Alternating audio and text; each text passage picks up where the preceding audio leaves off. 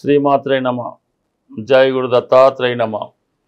ఈ వీడియోలో మనం సింహరాశి వారికి డిసెంబర్ 7 నుంచి 13 మధ్యలో జరగబోయే వార ఫలాలు పరిశీలించినప్పుడు సింహరాశి వారికి ప్రధానంగా ఈ వారంలో కుజగ్రహం ధనుస్సు రాశిలోకి ప్రవేశించడం జరిగింది.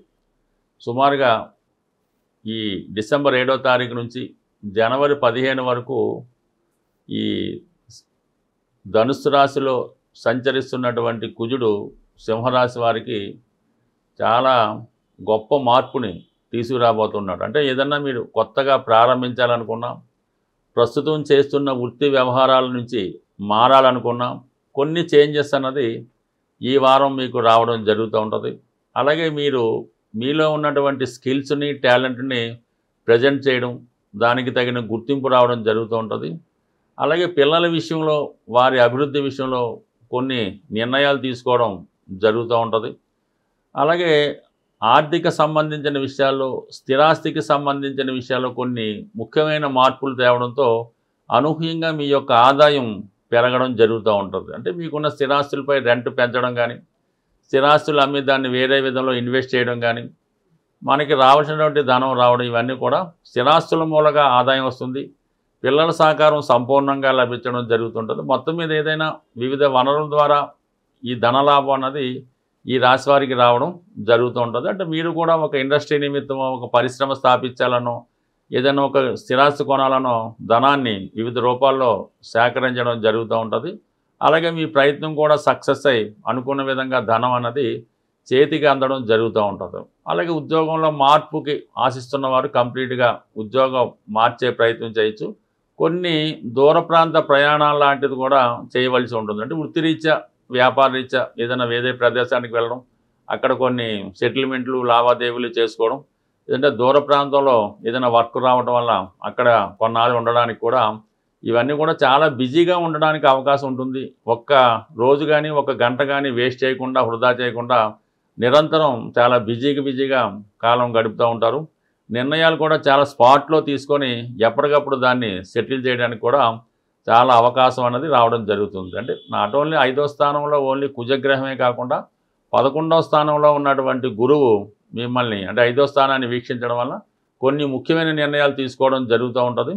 బట్ అలాగని మరీ అత్యాశకు పోయి వేరే విధంగా కాకుండా నిజాయితీగా న్యాయమైన మార్గంలో ప్రయత్నిస్తేనే మీ యొక్క ప్రయత్నం తప్పకుండా నెరవేరే అవకాశం ఉంది. ఏదైనా ఒక ఆకస్మిక ధనలాభం లాంటిది కూడా ఈ సమయంలో మీకు రావడం జరుగుతూ ఉంటుంది. అనూహ్యంగా, అంటే మీరు గతంలో ఏదైనా స్థిరాస్తి కొన్నా, ఇంకొక షేర్ కొని ఉన్నా, అది ఒకేసారి సడన్గా పెరగడం వల్ల దాని యొక్క ఆదాయం కూడా రావడం జరుగుతుంటుంది. బట్ ఏదైనా వ్యక్తిగతంగా తెలివితేటలు ఉపయోగించి సమయస్ఫూర్తితో నిజాయితీగా ముందుకెళ్తారు. అలాగే మీ యొక్క అనుచరులు, శిష్యులు కూడా మీకు సహకరించడం జరుగుతూ ఉంటుంది. దానికి అనుకూలంగానే చతుర్థ స్థానంలో మరి శుక్ర, బుధ, రవిగ్రహ సంచారం, అంటే రాష్ట్రాధిపతి రవి చతుర్థ స్థానం సంచరిస్తూ మరి ధన లాభాధిపతి బుధుడితో కలిసి ఉండడం వలన మీ యొక్క వనరులు దాంట్లో ఇన్వెస్ట్ చేయడానికి కూడా అవకాశం ఉంటుంది. అయితే శుక్రుడు కంబస్ట్ అవ్వడం వల్ల ముఖ్యంగా ఈ రాశిలో ఉన్నటువంటి స్త్రీలకి కొంత అనారోగ్యపరమైన సమస్యలు లాంటివి ఎదురవుతూ ఉంటాయి. అయితే వాళ్ళకి ఉద్యోగపరమైన ప్రయత్నాలు చాలా వరకు నెరవేరే అవకాశం ఉంది. బట్ ఎలాగంటే ఈ 4లో ఉన్న 3 గ్రహాలు దశమాన్ని వీక్షించడం వల్ల కంప్లీట్గా మీకు ఉద్యోగపరంగా కొన్ని చేంజెస్ అన్నది ఈ వారం అన్నది తప్పకుండా రావడం జరుగుతూ ఉంటుంది.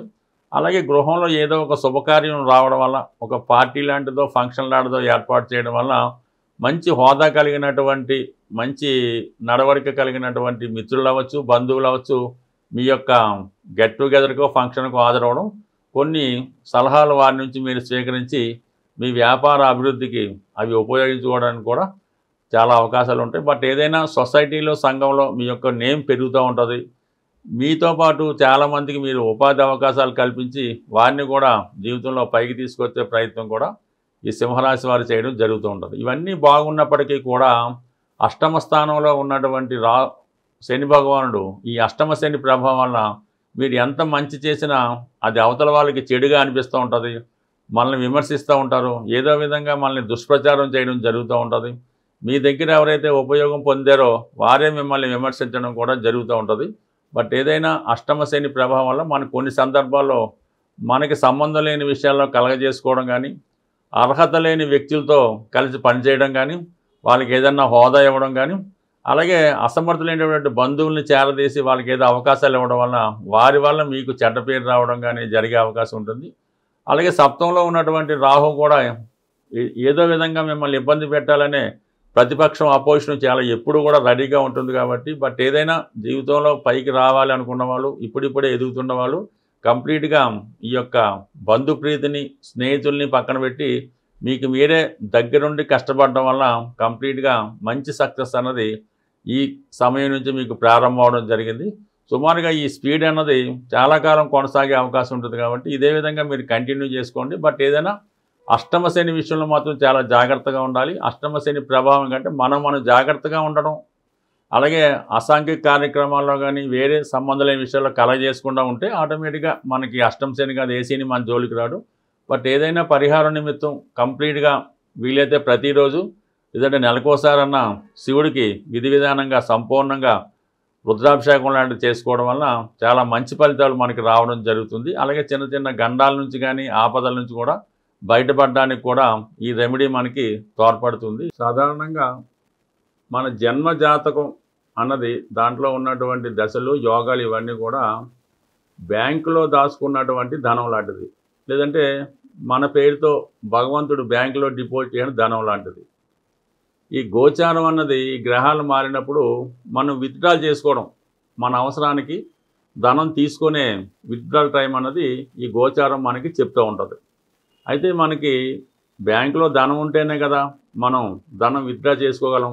అందువల్ల ఏంటంటే కంప్లీట్గా ఈ గోచారంలో చెప్పే ఫలితాలు మీకు కలగాలంటే, మీకు జరగాలంటే మీ జన్మ జాతకంలో అవి రాసిపెట్టి ఉంటేనే మీకు ఈ గోచార ఫలితాలు మీకు అనుకూలంగా రావడం జరుగుతూ ఉంటుంది. అంటే ఎవరైతే మీ యొక్క జన్మ జాతకంలో ఫలితాన్ని ఇంప్రూవ్మెంట్ చేసుకుందాం అనుకున్నారో వాళ్ళు మీకు ఒక మంచి ఆస్ట్రాలజర్ను, అంటే మీకు పెద్దవాళ్ళు ఎవరన్నా ఉంటే వాళ్ళతో సంప్రదించి మీ యొక్క జన్మ జాతకాన్ని ఇంప్రూవ్ చేసుకొని ఆటోమేటిక్గా మీ గోచారం కూడా మంచి ఫలితం ఇవ్వడం జరుగుతూ ఉంటుంది. అలాగే ఏంటంటే ప్రస్తుతం ఈ కుజ భగవానుడు అత్యంత బలవంతుడై మన డిసెంబర్ 7వ తారీఖున ధనుసు రాశిలో ప్రవేశిస్తూ ఆ కుజుడి పైన గురువు యొక్క దృష్టి, శని యొక్క దృష్టి కూడా పడుతుంది. అంటే ఈ శని భగవానుడు గురుగ్రహం కలిసి ఒక భావం మీద కానీ ఒక గ్రహం మీద కానీ తన దృష్టి పెట్టినప్పుడు కంప్లీట్గా ఆ గ్రహం యొక్క బలం చాలా విపరీతంగా పుంజుకుంటూ ఉంటుంది. అలాగే ఆ రాశి యొక్క బలం కూడా పుంజుకోవడం జరుగుతూ ఉంటుంది. అందువల్ల వివిధ జాతకాల్లో ఏదైనా మీ జన్మ జాతకంలో కానీ గోచారంలో కానీ కుజుడు కంప్లీట్గా తన ఉన్న భావాన్ని ఇస్తే అత్యంత ధనవంతుణ్ణి, లేదంటే అత్యంత దుఃఖపడే విధంగా దారిద్ర్యాన్ని కూడా ఇవ్వడం జరుగుతూ ఉంటుంది. కాబట్టి కంప్లీట్గా ఇప్పుడు ఉన్నటువంటి ఈ కుజుని యొక్క స్థితి ప్రకారం మీరు జనవరి 7 నుంచి జనవరి 15 మధ్యలో కుజగ్రహ అనుగ్రహం కోసం కుజుని యొక్క శాంతి కానీ, కుజునికి అత్యంత బలమైన గ్రహం, అలాగే భగవంతుడు ఆంజనేయ స్వామిని ఆరాధించడం వల్ల, సుబ్రహ్మణ్య స్వామిని పూజించడం వల్ల, అంటే మనకి ఆంజనేయ స్వామిని పూజించడం వల్ల ఉద్యోగ ప్రయత్నాలు నెరవేరుతాయి, వివాహ ప్రయత్నాలు, అలాగే అన్నదమ్ములతో ఉన్నటువంటి సమస్యలు, స్థిరాస్తితో ఉన్నటువంటి సమస్యలు ఆంజనేయ స్వామి ద్వారా కుజుడు మీకు అనుగ్రహిస్తాడు. అలాగే సంతానం కలగకపోవడం, సంతానపరమైన ఇబ్బందులు, తరచుగా ప్రెగ్నెన్సీ పోవడం, అలాగే వివాహం తర్వాత ఇబ్బందులు, ఇవన్నీ కూడా సుబ్రహ్మణ్య స్వామి ద్వారా కుజుడు సుబ్రహ్మణ్య అనుగ్రహంతో ఈ ఫలితాలు ఇవ్వడం జరుగుతూ ఉంటుంది. బట్ ఏదైనా మీకున్నటువంటి సమస్యను బట్టి అటు సుబ్రహ్మణ్య స్వామిని కానీ ఆంజనేయ స్వామిని కానీ, అంటే ఆంజనేయ స్వామి అయితే సింధూరంతో అభిషేకం చేసి వడమాల నైవేద్యం పెట్టి మరి ఈ విధంగా తమలపాకులు దండ వేయడం వల్ల ఆంజనేయ స్వామి ప్రసన్నం అవుతాడు. ఖచ్చితంగా 8 వారాలు చేయడం వల్ల, అంటే ఇంచుమించుగా ఈ టైం అంతా కూడా డిసెంబర్ 7 నుంచి జనవరి 15 మధ్యలో వీలైతే ప్రతిరోజు ఆంజనేయ స్వామిని ఈ విధంగా పూజించడం వల్ల రుణ సమస్యల నుంచి బయటపడతారు. అలాగే సుబ్రహ్మణ్య స్వామిని ఈ సమయంలో పూజించడం వల్ల సంతానానికి సంబంధించిన సమస్యల నుంచి బయటపడడానికి చాలా విలువగా ఉంటుంది. ఏదన్నా ఒక గ్రహం బలంగా ఉన్నప్పుడు ఆ గ్రహానికి మనం పరిహారం చేసుకుంటే ఆ గ్రహం మనకి ఫలితాలు ఇవ్వడం జరుగుతూ ఉంటుంది. అదే ఒక గ్రహం బలహీనంగా ఉన్నప్పుడు దానికి ఎంత పరిహారం చేసినా ఉపయోగం ఉండదు కాబట్టి ఆ సమయంలో ఆ గ్రహానికి సంబంధించినటువంటి దానాలు అటువంటివి చేయడం వల్ల ఆ గ్రహం స్ట్రెంత్ పెంచుకొని మనకు ఫలితం ఇవ్వడం జరుగుతూ ఉంటుంది. బట్ ఏదైనా మనం ఇచ్చిన ఫలితాన్నే తిరిగి మనకి ఆ గ్రహం ఇవ్వడం జరుగుతూ ఉంటుంది. బట్ ఏదైనా మీరు ఈ సమయంలో ఈ మీలో ఉన్నటువంటి సమస్యను బట్టి మీ జాతకంలో ఆ యోగం ఉన్నదా లేదా తెలుసుకొని ఈ గ్రహాలకి మనం తగు విధంగా పరిహారం చేసుకోవడం వల్ల ఇప్పుడు ఈ సమయంలో ఆర్థిక ఇబ్బందులతో ఉన్నవాళ్ళు, భూమి సంబంధించిన సమస్యలు, భార్యతో పడుతున్న ఇబ్బందులు, అలాగే సంతానం లేక ఇబ్బందులు పడుతున్నవారు ఈ సమయంలో ఈ పరిష్కారం చేసుకోవడం వల్ల, ఈ గ్రహాలను ఆరాధించి ఆ దేవతల్ని పూజించడం వల్ల ఫలితం కూడా చాలా క్విక్గా రావడం జరుగుతుంది. స్వస్తి.